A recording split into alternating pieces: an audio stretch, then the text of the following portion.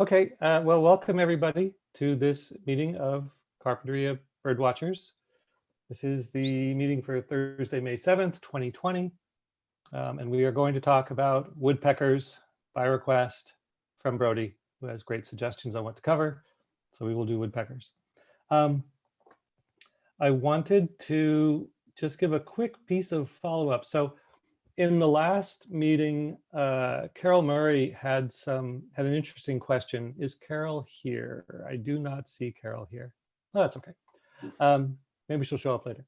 Anyway, she had asked about when birds sing or when birds vocalize, why do they do that? And we talked about the different purposes of bird vocalizations, but she said, no, but I mean, like, are they happy? I think like they sing because they're happy.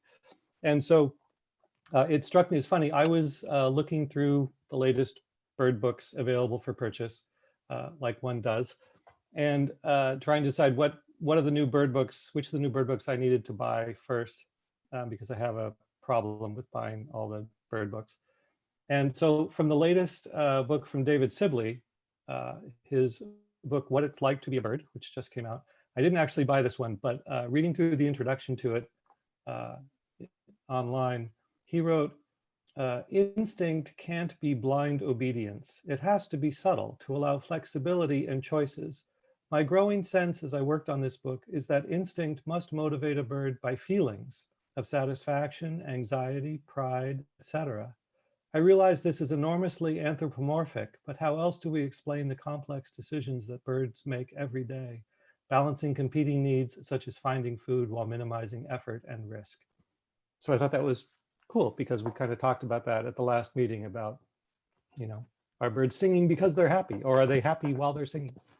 And then the second book that I looked at that I actually did buy, hence I have it here, is Birdsong for the Curious Naturalist, Your Guide to Listening by Donald Kroodsma.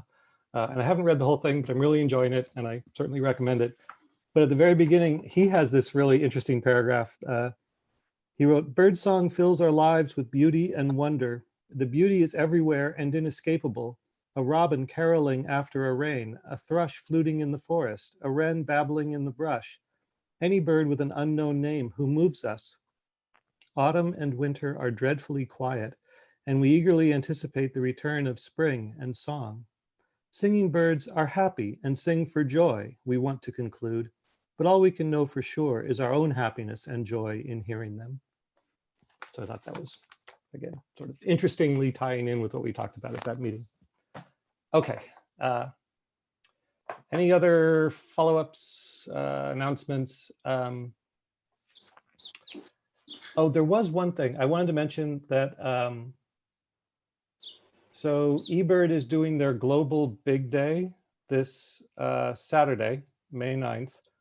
And certainly if you are an eBird user, you're encouraged to put in a list on that day, or if you've been thinking about using eBird, that would be a really good day to put a list in because they are trying to organize a global effort to come up with as many list submissions as possible. And you don't have to go out, you don't have to travel.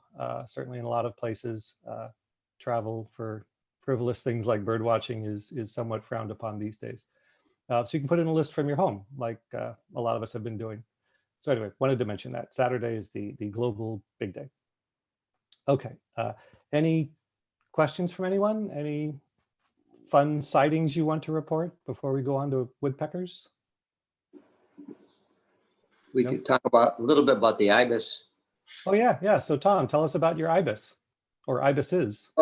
Well, they actually are incredibly beautiful. They're at Area K at UCSB, and a hawk came overhead. So 4 of them took off and then took a long turn, and I was able to get a couple of bad photos of them in flight. But it was pretty amazing. It was really, they're beautiful birds. So there was a lot of birders there. There was a lot of birders today. Hopefully at an appropriate distance from each other. We were. Yeah. We all got Area K is it's just this little spot like on the northern edge of the UCSB campus, kind of right by environmental services there. And there's a little pull out on the side of the road. You can just kind of park there and then walk across, and there's a fence overlooking this this wetland, part of the Goleta wetland complex. And it's got a lot of really interesting birds in it right now. I saw an American bittern there the other day when I was there to hopefully see the common gallinule that's also there. So those were both quite special sightings for me. Okay, well, let's go on and talk about woodpeckers. I will get my woodpecker presentation and I will share the screen, and with any luck, let's see, share this desktop 2. Okay, so you should now be seeing a woodpecker. Sorry, it's just going to take me a second to get everything organized at my end here.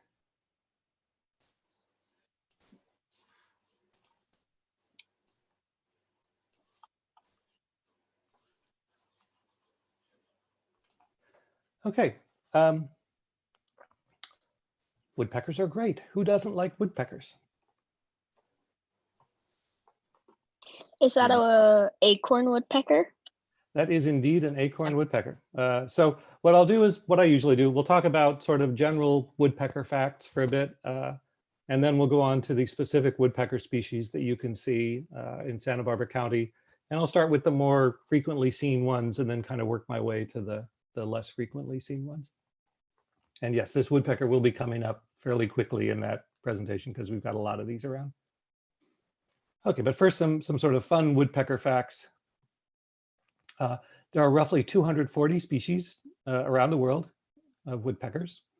And they're pretty much everywhere in the world that has big trees, with a few exceptions. So Australia, New Zealand, New Guinea, and Madagascar, and the polar regions. Like outside of those regions, pretty much anywhere you've got trees, you've got woodpeckers. And of course, their defining characteristic is that they have evolved to do a number on trees. They can chisel their way into extremely tough protective coverings of vegetation, like tree trunks. And they do that to get their insect prey, and some of them to get access to sap that they drink. And then they excavate nest holes as well. So these are all sort of things that almost all woodpeckers share, that they do all this. And they drum for communication. So as usual, I'll be playing a lot of vocalizations as we go through the different species. But in this case, I'm also going to be playing recordings of them drumming, which I think technically would not be a vocalization. I mean, it's a sound the bird makes, and they're kind of distinctive in some cases. So they're definitely worth paying attention to, but they're not making it with their voice. Let's see, some more woodpecker fun facts. They have zygodactyl feet, which is a very cool word. If you play Scrabble or Words with Friends, the online Scrabble game, this is an excellent word. You can roll zygodactyl out on your opponent and they'll be very impressed. So this means that they have 2 toes forward and 2 toes back, right? As opposed to, say, perching birds that have 3 toes forward and 1 toe back. With woodpeckers, they have this 2 toes forward, 2 toes back thing. And that's basically, they've evolved to get a really good grip on the tree, right? If you're going to be chiseling into a tree, you've got to be very solidly attached to it. And those zygodactyl feet allow them to do that. And then similarly, for getting that good attachment point, they have these stiff tail feathers. The 2 central tail feathers on a woodpecker especially tend to be very strong. They have very strong central vein there, and they use that to brace against the tree. So they've got those 2 feet gripping, and they've got that tail bracing, and that gives them a really good sort of 3-point stance. They're not going to wobble around as they're doing their work on the tree trunk. With their chisel-like beak, right? So this is, again, one of these sort of defining characteristics of woodpeckers. And like with most birds, really it pays to pay attention to the beak. If you're learning your groups of birds and you want to recognize them, you always want to pay attention to their beak, because it has typically evolved to serve whatever sort of, diet they have, food gathering strategies they have, and woodpeckers are a good example of that.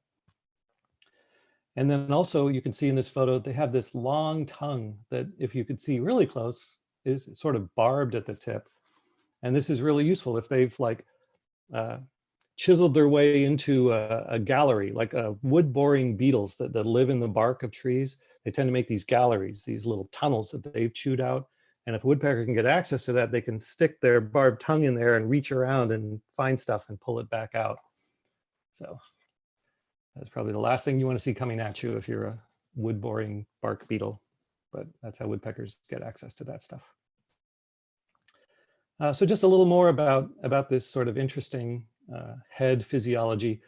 So woodpeckers, and I don't know details about this, I've just read a few things that talk about it superficially, but they are very impressive in terms of brain protection, which makes sense. If you have evolved to pound your head against tree trunks, you know, as a means of getting your daily sustenance, you've got really good shock absorbers in your brain, around your brain. So they tend to have this very good cushioning inside the skull to protect the brain. And then they have this really interesting structure. So this is the woodpecker's tongue, which connects to this curved hyoid bone, I want to say, which wraps all the way around and actually attaches up here at the base of the upper beak. So it creates this whole shock absorber kind of thing, and they can tense up their neck muscles, and it gives them a very efficient way of dissipating that energy when they slam into a tree multiple times a second. And then I've talked already about the long barbed tongue.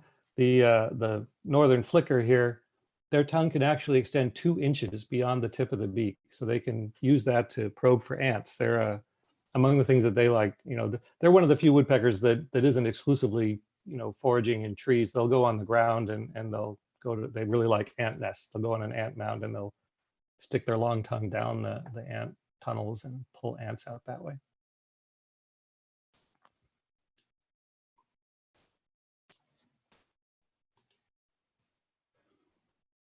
Here is another fun one, the black-backed woodpecker. We don't have this in Santa Barbara County, but I do see them up in the Sierras, so I like them. And as I was saying, so woodpeckers excavate nest cavities in snags, which are standing dead trees, or in the dead parts of standing live trees. They like excavating that dead part of the tree, though, to make their homes. And then other species like squirrels and whatnot, other birds, will take advantage of those nest cavities after the woodpeckers leave. So the woodpeckers are actually creating an enhanced environment for other species. So they serve this larger role besides just taking care of themselves. They're making the forest a better place for other organisms. And some woodpeckers, like this black-backed woodpecker, specialize in burned stands. If you are up in the Sierras looking for black-backed woodpeckers, you want to find the recently burned stands of trees. And once I knew that, and looking at this photo, you can see this woodpecker is on a burned tree. I realized, like, oh yeah, they're like really well camouflaged if they're going to be clinging to burned bark. They look, you know, their backs look like burned bark to me. So that was interesting. And so recent studies of this species, you know, there are concerns about them because their numbers have declined. And you would think that, well, wildfires are becoming more prevalent in the West. You know, we've got issues with climate change where we have a lot more wildfire happening. But it turns out the big mega fires where you have really extensive stands are not as good for black-backed woodpeckers. They like smaller burns. They like to use the edges of these smaller burn areas. So if you have a very large burn that's just very thoroughly burned across a large area, that's not as good for them. And you know, the studies they've done about recovery efforts for the species, they talk about modifying the salvage logging. So after you have a big burn, you know, something that happens is the forest management people go in and they take out the dead trees. They harvest them. They're like, oh, this is salvage logging. We're going to use this wood for, you know, commercial purposes. And what they try to do these days is they try to arrange to leave some snags behind, to leave some standing dead wood for woodpecker and other species that take advantage of that kind of habitat. All right, so that's it for the sort of general woodpecker content. I'm going pretty quickly and superficially. Any questions or comments, or, you know, you guys do a very good job of keeping yourselves muted when I'm talking, so it's not distracting, but then it also makes me feel a little bit like, you know, I crave that sense of interaction. I'd like for there to be a little bit of noise every now and then. So can someone make some noise? Brody, you're always good at making noise. Tell me, I'm not sound. I don't want to sound like it's a bad thing. I've been seeing I think a flicker around my house. Oh, neat. Yeah, we'll be covering them shortly. And you know, one of the neat things about woodpeckers is that they're not really shy. I mean, they're a little shy. Like they'll avoid you, but they're out there where you can see them, and they're loud. And certainly when they're drumming, you know, they're not hiding themselves away. Yeah, but there's about 3 different kinds of woodpeckers, I believe, almost. Like the woodpecker, the sapsucker, and then the flicker, I think. Yeah, that's a really good point. They do fall into those different kinds of categories. I mean, they're all woodpecker-ish, but yeah, there are subsets of them, and we'll talk about that as we're going through them. So I see that Courtney Purcell, at least that's what's on your screen name. The two of you have a hand up. Did you have something to offer? Please share. I just wanted to ask you, I'd read recently that woodpecker was kind of used as a design or inspiration as design for the football helmets or helmets that they wear. You read anything about that? You know, I haven't, but it does make sense. You know, I would think that you know, the brain protection that woodpeckers have evolved would be a very good thing to study and understand if you're trying to build, you know, head protection for athletes who slam into each other at high speeds. Yeah, that would, I mean, that is very interesting. I'll look that up later. That is something I would be interested in finding out more about. Okay, anything else from anyone or? Nope. Okay, well then we will go on. And let's see, arrange things so I can see what I'm doing. All right, so this woodpecker. Oh, and you know, I should have set up my audio already, but I will do it now. So this is one we have locally that Brody already knows. The acorn woodpecker. Yeah.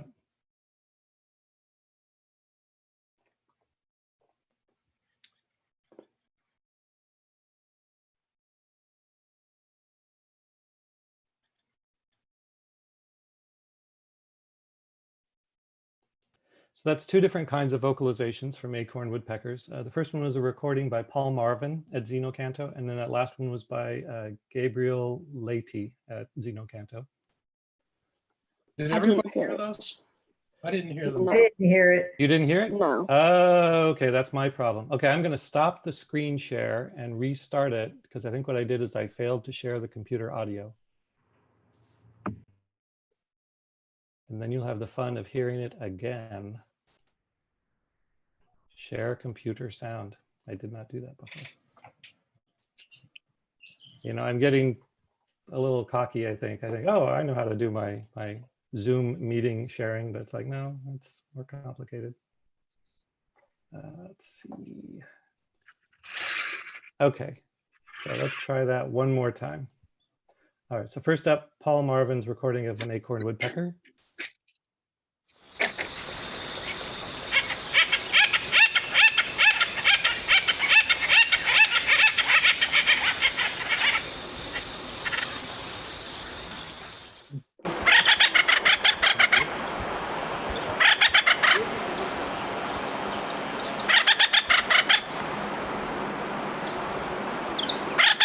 Okay, did you hear that?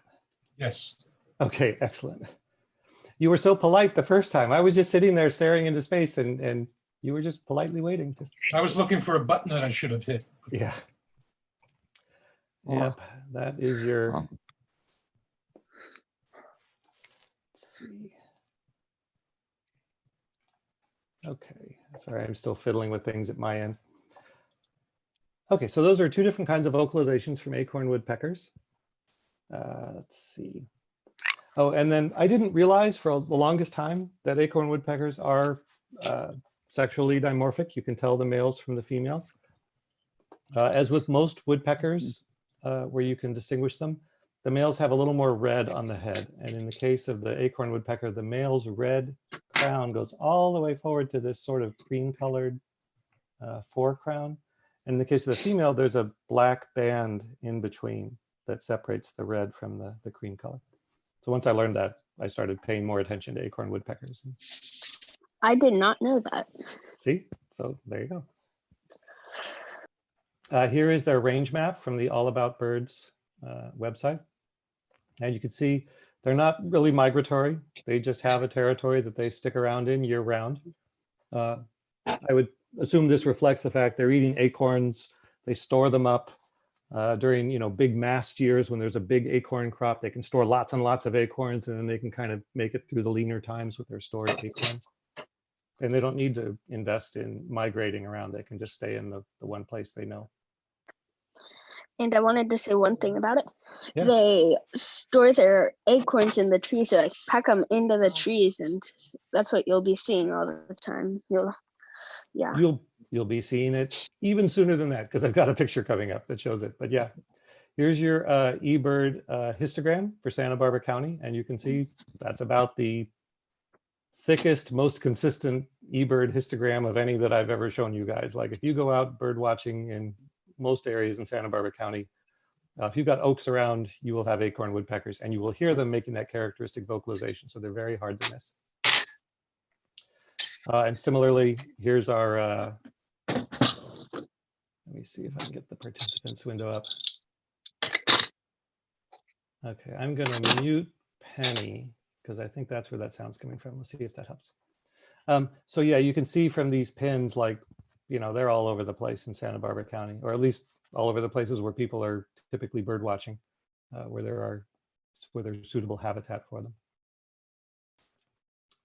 And here we go. So here's the granary that Brody was talking about, where the woodpeckers have these trees that they use as a storage location. They drill out these little holes, these little acorn-sized holes, and they fill those holes with acorns. They always put them in point first too. Ah, you know, I didn't know that, and you can totally see that from that photo. That's interesting. Well, it would make sense. There'd be like a better direction to do it, right? And that would be the one they would use. You can jam them in that way. Oh yeah, that makes sense. Okay, so here's a female acorn woodpecker clinging with her zygodactyl feet to the side of this granary. And here's a male, again, more granary photos. Okay, on we go to our next species. Wait. They also Okay. have granaries in restrooms. I mean, when you go out and restrooms don't have, if it isn't painted well, they will put granaries in the non-painted wood. Yeah, they'll take advantage of pretty much anything. And if you've seen, some of you have probably seen this, there's like a famous video online where there's like some sort of telecommunications equipment. It's like a shroud around a microwave antenna or something, and they've gone up there with their cherry picker to service it because it's not working for some reason. And they open up the cover, and like 10,000 acorns come spilling out of it, that the acorn woodpeckers had been storing their acorns in it. So look for that if you haven't seen it, because it's Also, it's worth noting that it's our only woodpecker that's colonial. excellent point. You know, they nest together, they live together, they take turns guarding the granaries against invading birds from other colonies. Yeah, it's really fascinating. You know, one of the things that Kreutzma talks about in his Bird Song for the Curious Naturalist book is there's just a lot of neat things about birds that are sort of wide open for study, that as, you know, amateurs, we can go out there and find out more about them. And I would think it would be really interesting for someone to study in detail, you know, what are the social interactions of these acorn woodpecker colonies? How do they interact with each other? This picture is kind of interesting because there's some acorns that have been eaten. Yeah. Down at the bottom, you can see some ones that have been. Yeah, kind of probed into or taken apart. Yeah, you know, the acorn woodpeckers, they create these granaries. They're creating an ecological niche that not just acorn woodpeckers exploit. I'm sure there's other things that, you know, if you really study their granaries, you'd find there's a whole association of insects and maybe other birds, you know, things that are taking advantage of that work that the woodpeckers are doing. Okay, well, I'm going to continue to our next species so I can play the next recording. This is a recording from Xenocanto by Thomas Megarian.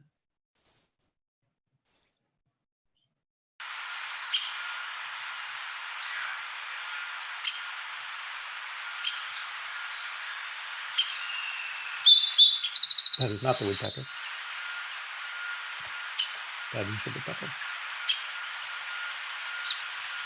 So I really like these Xenocanto recordings, and one of the things I really like about them is that, it's like in the Field Guide app, you'll get a recording for a bird's vocalization, and they've done a very good job of selecting a recording that only has that bird's vocalization. But if you go on Xenocanto and their user contributed recordings, you're going to have a lot of background birds, and you can sit there all day and try and identify all the different things going on in there.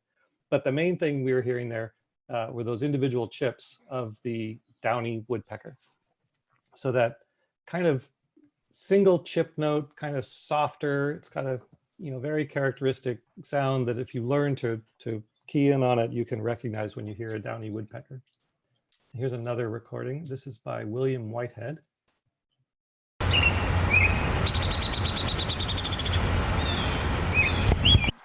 And here is the drumming of the Downy Woodpecker. It's by Aidan Place.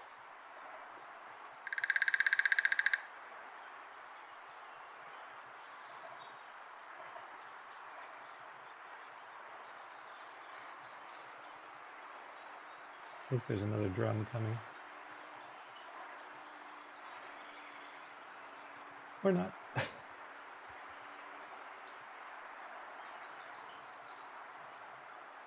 Wait for it. A little like bird watching.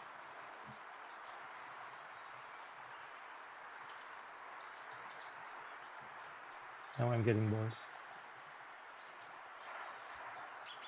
Oh, that whinny. Okay, so that whinny call, that's again a characteristic Downy Woodpecker vocalization.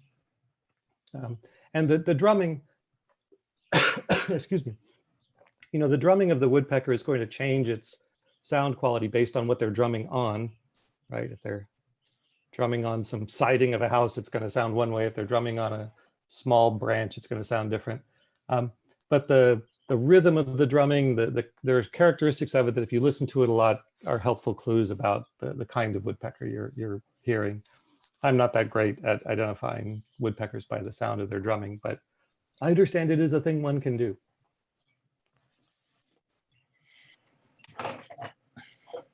Okay, and here's the range map for the Downy Woodpecker.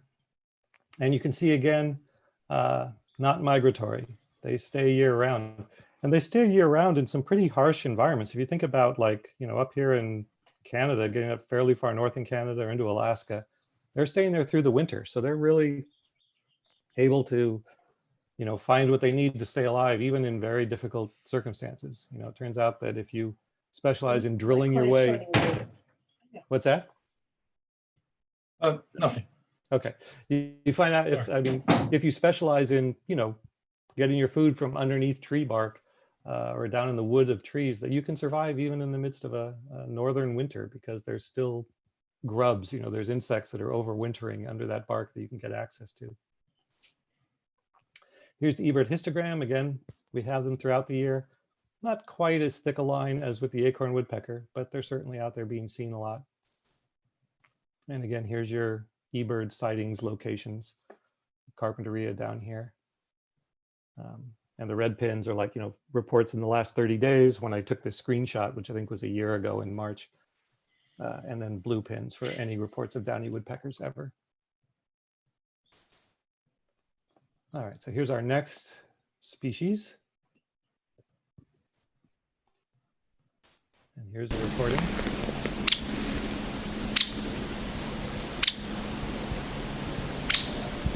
And this is the hairy woodpecker.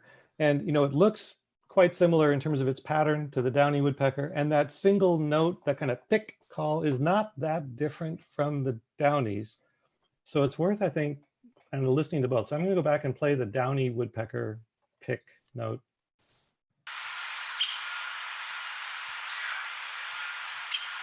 Okay, that's the Downy. It's not the one we're looking at. And here's the hairy, the one we are looking at.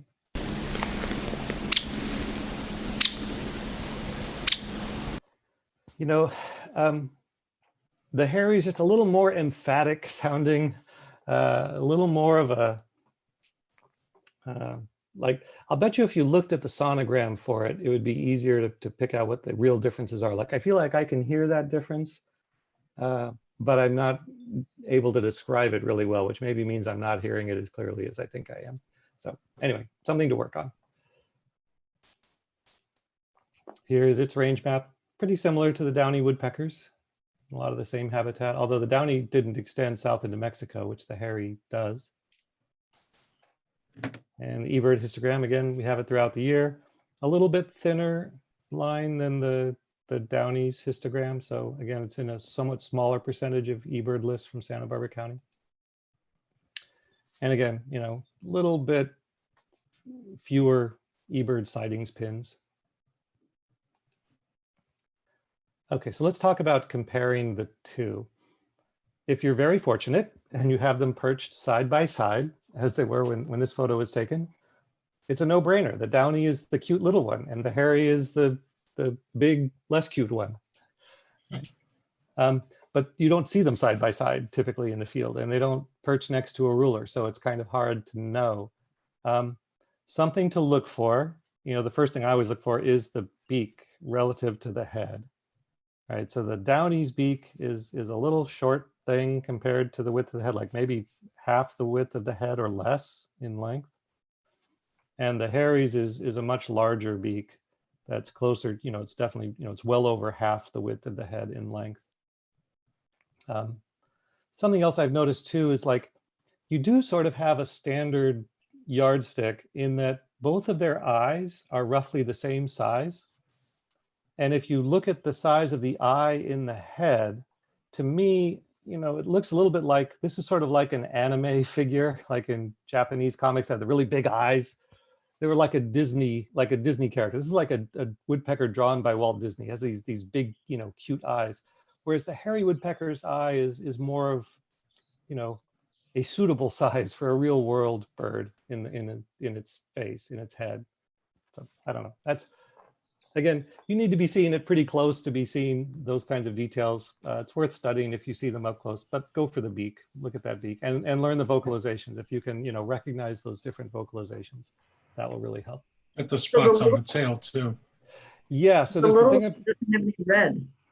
okay, so I want to cover Rob's comment about the spots on the tail, because yeah, that's a big one, especially back east, right? And remind me what it is. So it's the Downy on the white outer tail feathers, the Downy has, I think it's 3 black spots or bars. Yeah, so tiny. down here in this area, right? Yeah. Which you can't always see, but if you can see them. And the hairy doesn't. But then I think in Sibley, he talks about how the Western populations, which are the ones we have, of the hairies actually are sometimes kind of spotted as well. Oh.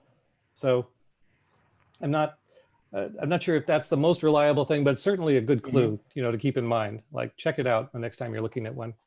I wanted to play another recording of the hairy that I forgot to play earlier. And it has its own version of that whinny.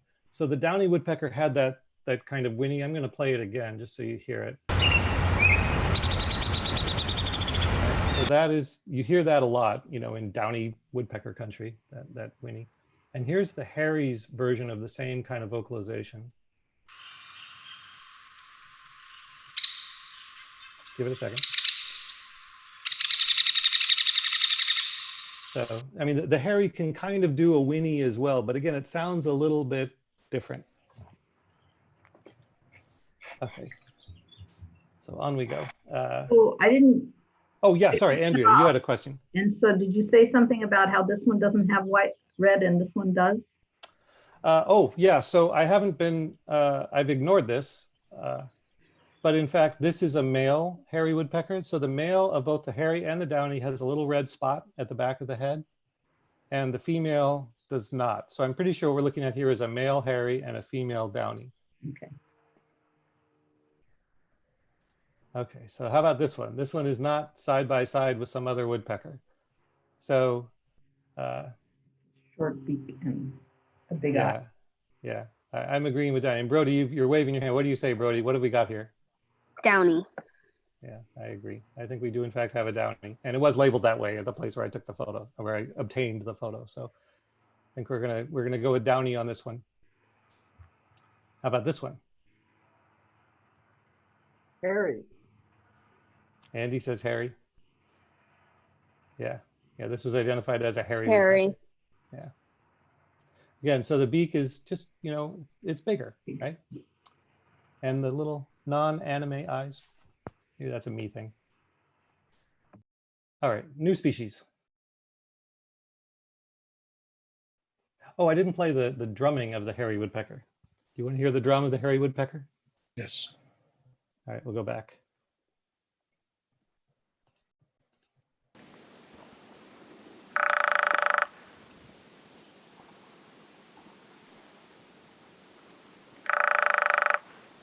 Hairy woodpecker drum.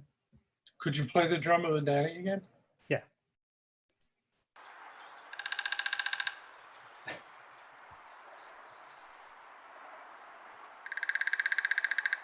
That's tough.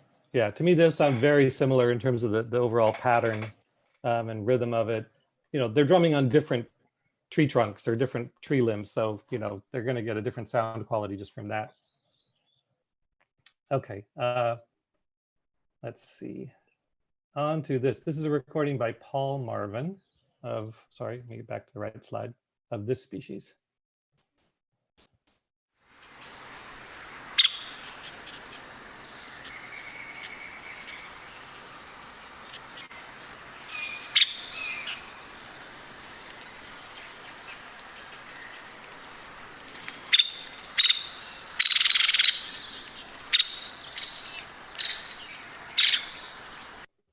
All right, and that is our Nuttall's woodpecker. So there are a number of woodpeckers that have this sort of ladder-backed look, but the one that we have in Santa Barbara County is the Nuttall's woodpecker. Here is its year-round range, and non-migratory. Wow. It's almost endemic. Yeah, if you want to see one, you got to come to California. When the non-California avid life listers travel to California, this is probably a species that's high on their list of species to get because they're not getting this other places. And we have them all the time, as this histogram shows. And as this sightings map shows.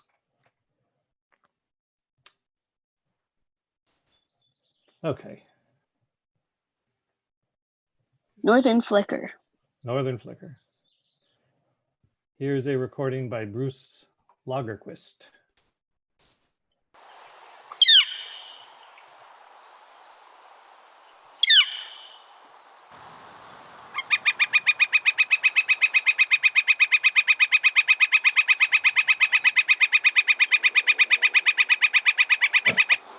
So that second one was a recording by Ted Floyd. I ran them together accidentally, but those are both characteristic northern flicker vocalizations. That kia kind of one, and then that wick, wick, wick, wick, wick, wick, wick. My bird imitating powers are weak, but those are the ones I'm referring to. If you play the recordings. John, is it your impression that that latter recording is much less frequently heard than the single note? The ladder backed? Oh, the latter. No, oh, the latter record. The repetitive one. Yeah, I think so. And I'm not sure which one. I mean, one may be these were labeled on Xenocanto as the call was the wick, or the kia. Sorry, the kia that was labeled as a call, and then that wick, wick, wick, wick, wick, wick was labeled as a song. So I'm not sure if it's like a male advertising its presence is that second one. Uh-huh. I'm weak on my understanding of northern flickerese. I mean, I recognize those two vocalizations as flickers, but I don't really know much more than that about what they're using those different vocalizations for.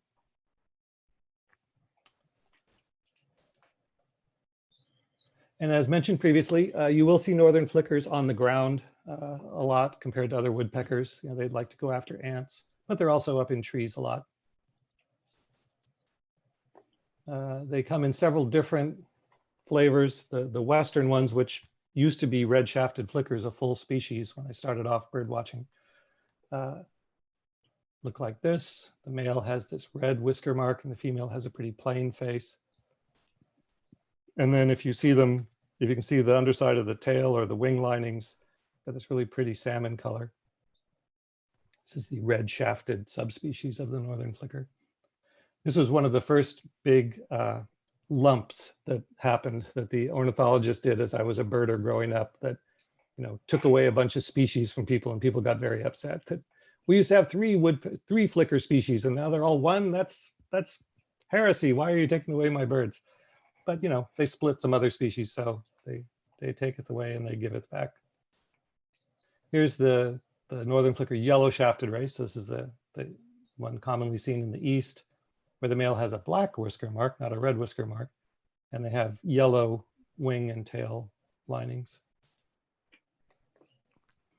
Here's the range map for the whole species. And you see they do have a little bit of a migratory thing going on, right? They shift north into some of this territory in the summer months for breeding purposes, and then they shift south into some of these other areas for wintering purposes.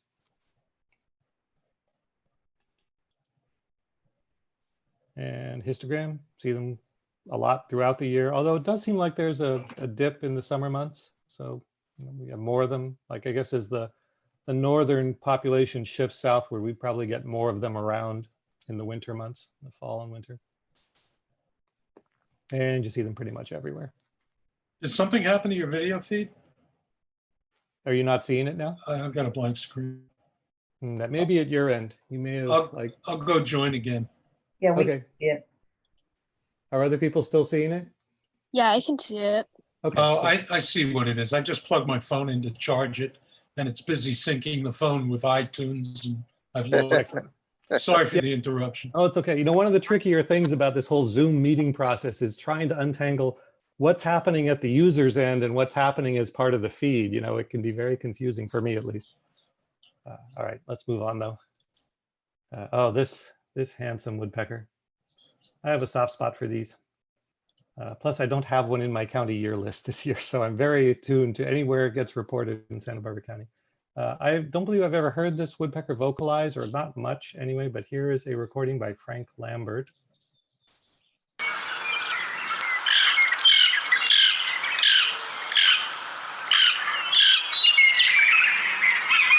And there's some other stuff in the background there. And here is another recording. This is by Andrew Spencer.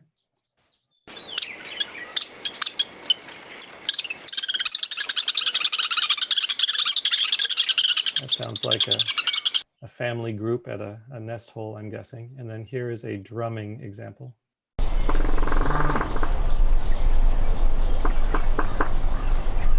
It's drumming on a cow, apparently. Yeah. We got some western meadowlarks in the background there, and cows, crows.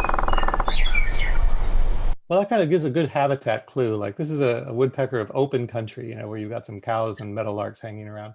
They like big trees. And this is, of course, the Lewis's woodpecker. But just really, I don't know. I just think they're very snazzy looking. And this one is a little different too, in that it, I'm sorry, is there a comment? Someone want to jump in?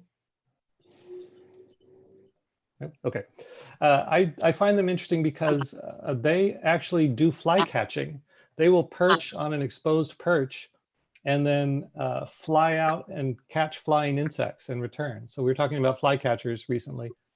This is a woodpecker that actually fly catches. And it means that they have that flycatcher characteristic that if you identify a favorite perch of theirs, which is usually like up high in a big tree, you'll find them there repeatedly. Like you'll go back to the same place on a different day and they'll still be there. This happened with the one that we had on the Christmas count that Jason Siemens found for us this past year, in this particular tree up in Montecito. And you know, I went to that spot 3 or 4 times subsequent to that over a period of a few months. And every time I went there, this woodpecker was in that top of that tree. Here is its range map. And in this case, it's pretty highly migratory. It really moves around a lot. So it, you know, shifts up here for breeding, shifts down into our area in the winter months. And you see that in the eBird histogram. It pretty much disappears during the breeding season. And when we get them, it's going to be in the fall and winter and early spring.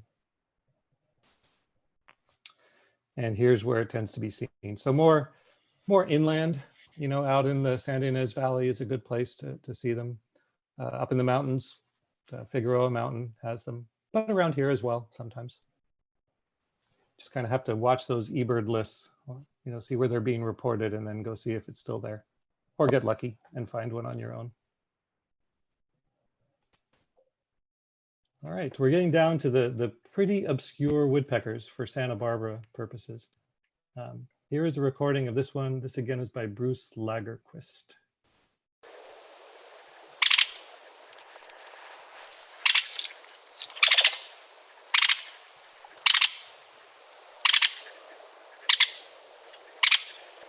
And this, I think, is a drumming example by Bobby Wilcox.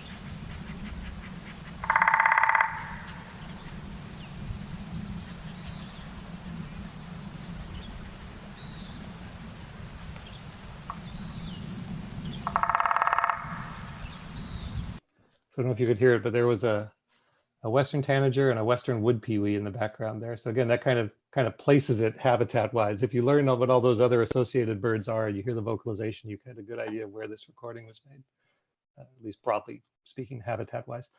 But this is the white-headed woodpecker. It's a very good name, you know. Some birds, you know, their names just defy reason, like, why is it a red-bellied woodpecker? It's not really red-bellied. I mean, I guess there's some red on there. Maybe I'm confusing the issue because that's not a local woodpecker that we'll be talking about, but it's just, you know, ring-necked duck. It doesn't have a ringed neck. Why is it called a ring-necked duck? But white-headed woodpecker very much looks like what it should look like with a name like that. This is a male. Again, a little bit of red on the back of the head. Female doesn't have that. There is the female, as I was saying. No red spot. Yeah, no red spot on the female. Here is its year, you know, doesn't migrate. It's year round. It's up in the mountains. It's a mountain species. We got a little bit of it. This is more like this little area of habitat is more like the Ventura County mountains, right? Upper elevations of Ventura County, not so much in Santa Barbara County, but we get a few. This little, I was talking about this with the flycatchers, with the dusky flycatcher, I think, in the previous class. You know, there's this little thick part here which represents the Big Pine Mountain surveys. They go out to the highest elevation in Santa Barbara County in the middle of the summer and survey the birds there. And typically they can find white-headed woodpeckers there. So that's where that little swelling comes. And here you can kind of see, I think this is probably Figueroa Mountain here, and this is Big Pine Mountain over here. A few other places. I think this is probably La Cumbra Peak here. So again, very much at higher elevation, and they're not around a lot. So again, you know, watch eBird for the reports of them and then hustle up and see if you can see one. All right, so we've pretty much finished with woodpeckers, and we are now on to these guys who are still part of the same woodpecker group, but don't have woodpecker in their names. And here's a recording by Frank Lambert.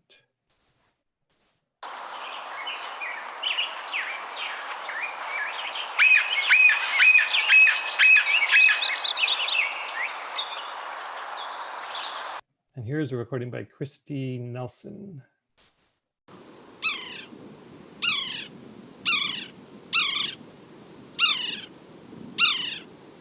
It's an angry kitten you're always talking about. That angry kitten. That is actually, and that second vocalization is the one that I think I'm more familiar with hearing from this bird. So this is the red-breasted sapsucker. And as the name implies, these are woodpeckers that drill holes that leak sap, and then they return to those holes to drink the sap or to feed on the insects that are attracted to the sap. They have wells. They create rows of holes, these sapsucker wells.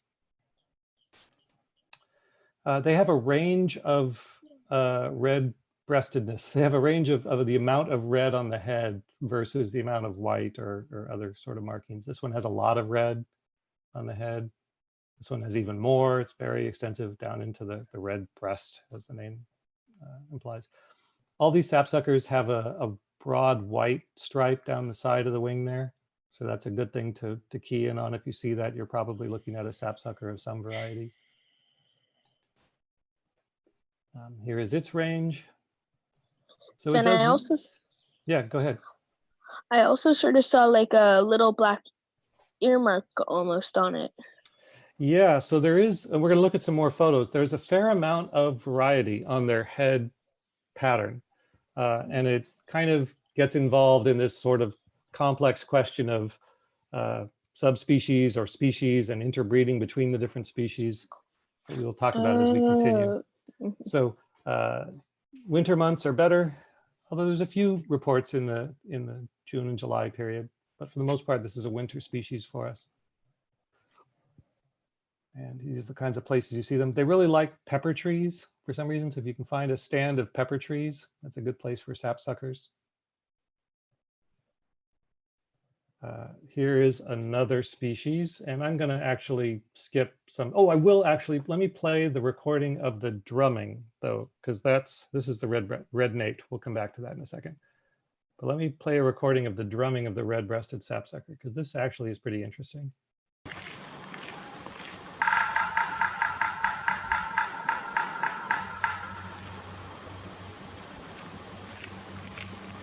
This is a recording by Cas van Wormeskerkan on Xenocantha.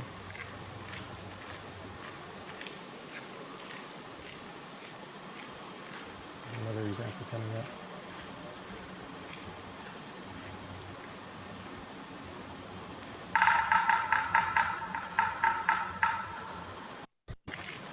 So it has this, this frequent drum, like this drum with a quick repetition, and then it has this more like sporadic, paired drums. It's like so yeah, exactly. That's what I was trying to do. Thank you, Brody. So that's the red-breasted sapsucker drumming pattern. Here is another species of sapsucker, and it basically has the same drumming pattern and a very similar voice. This is the red-naped sapsucker. And it's just a little bit of a different pattern, right? It's not red over the whole head or down into the breast. It's got this black and white and red pattern going on. The things to look for specifically if you see a bird like this to make sure it's a red-naped sapsucker is it has a little bit of a red spot on the nape. And on a male, which is what this is, where it has the red chin area, the black border around the red chin is incomplete. So this part here where there's not quite a black border, it turns out to be quite significant. And this is kind of aggravating. And if you can tell, I'm sounding aggravated because these birds are aggravating for me to identify because they look very similar. Anyway, this is the red-naped sapsucker, and it's relatively rare in Santa Barbara County. It doesn't really belong here. And if you look at this range map, you can see that it kind of takes over. Like this white area along the coast is where the red-breasted sapsucker was, the one that we commonly get. And then as you shift inland, you get this variety of sapsucker, the red-naped sapsucker. And again, it's a winter species for us and quite sporadic, hard to come by. And then we get to the yellow-bellied sapsucker, which is the eastern species. And these all used to be lumped together into a single species, right? And there are those who argue that they should be a single species, that they do a lot of interbreeding in areas where they overlap. And there's a lot of hybrids out there, which is why I get annoyed, because I want to add the bird to my list. But a lot of times if we see one of these sort of rarer species for Santa Barbara, it turns out that it's got characteristics of both yellow-bellied and red-naped, or red-naped and red-breasted. They kind of have this sort of mixture, and you're like, oh, well, it's a hybrid bird, so it doesn't count in terms of the species ticks, which is not that important. They're still very cool birds. But this is the yellow-bellied sapsucker, and it's very similar looking to that red-naped sapsucker, but it doesn't have the red nape, right? The white just goes all the way around the back of the head on this male, and this black border is relatively complete all the way around the edge of the red. So here's what the female looks like. Pretty similar, except it doesn't have the red. It has white there instead. And this is where they belong. So again, it's, if you think about it, this complex of these three species cover the whole continent, but at a certain point, the ornithological powers that be have decreed, oh, now we transition to a different species. I wanted to say that the female has a little bit more of a yellow belly than the male. Looked that way, didn't it? Yeah, as yeah, I it does. saw. Yeah, and again, I'm not sure how much of that is a sort of a defining characteristic or is just these individual birds, you know, that they happen Yeah. to look that way. But you really, I mean, with questions like that, I think it's really helpful to be very familiar with the species and study a lot of them so you kind of learn what the range of individual variation is. And we don't get a lot of these around here. You know, we'd have to move to someplace in their regular range if we wanted to see a lot of them to check out. The same kind of pattern. In this case, it's very much like this is the winter vagrant kind of pattern where, you know, these birds don't winter here, but a very few of them, for some reason, end up here. They go the wrong direction when they fly south for the winter. They actually end up flying west. And they end up in Santa Barbara and they say, oh, this is good. And so they hang out here. All right. Oh, and here's some comparison shots. So yeah, again, the thing I was talking about, these two males, incomplete black border on the red-naped sapsucker's throat, complete black border on the yellow-bellied sapsucker's throat. But you know, the actual birds you see in the field are going to exhibit a range of that characteristic. So you're going to get into this weird fuzzy zone of like, well, is that a complete black border or an incomplete black border? And it's hard to know. Oh yeah, one more species. This is fun. Let me play its vocalization.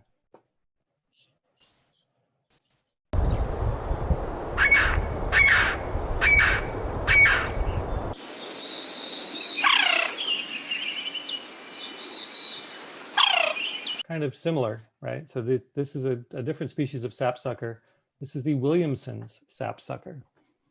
So sapsucker-like, it has that, the male at least has that white patch on the side of the wing, but a very different appearance overall, right? And the female is very different from the male. This is kind of unusual in terms of woodpeckers having them be so sexually dimorphic.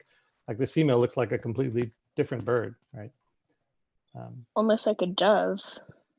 Yeah, it's true. It does have sort of that kind of characteristic. Although if you focus on the specifics of the beak, you know, that's a dove would not really have a beak like that, right? But color-wise, Yeah, and but certainly size and shape, it's very yeah. dove-like. If you got rid of the beak and put on a pigeon beak, it would almost look like a pigeon. Of course, or a pigeon wouldn't be clinging to the side of a tree trunk, though, right? It doesn't have the zygodactyl feet to allow it to do that. Yeah. And this is, you know, this sort of characteristic posture, this is a good thing to tell you like, oh, that's a woodpecker or a sapsucker, right? That'll clue you in really quickly that you want to be in that group of birds. Here's where they live. And it shows us having a little bit of winter range, right, in the Santa Barbara area there. But eBird histogram says, yeah, not so much.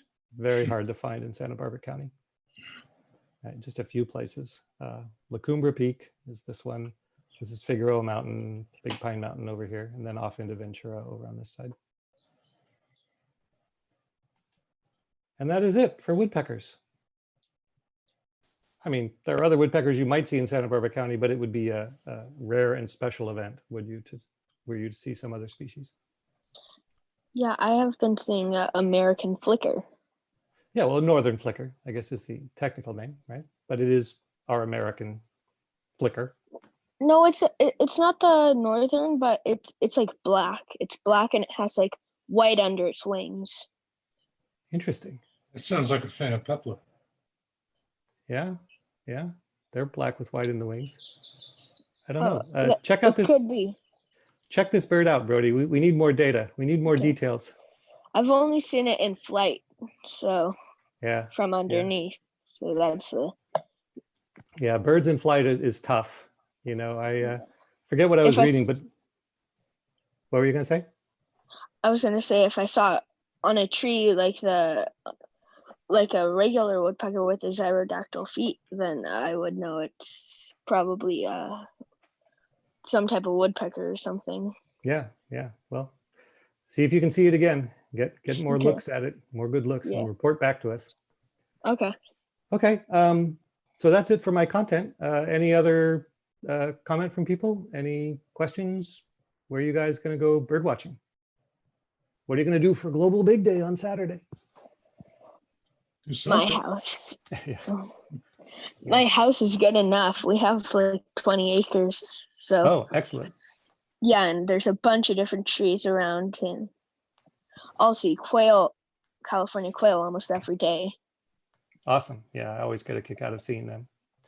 Okay, well, John, I have a question for you. Yeah. This is Bill Cronshaw. How are you? hi, good. I'm headed to Blue Canyon this weekend, and I know that's pretty good birding in that neck of the woods.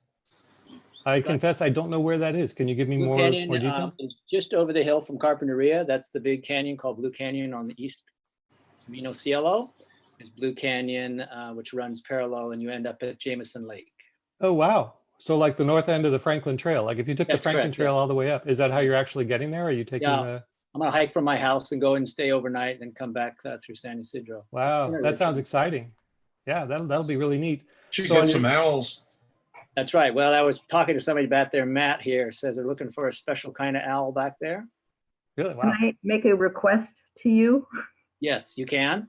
Okay, so we were there one year in May, up at the top of the Franklin Trail, and there was this huge Mariposa lily, but it hadn't bloomed yet.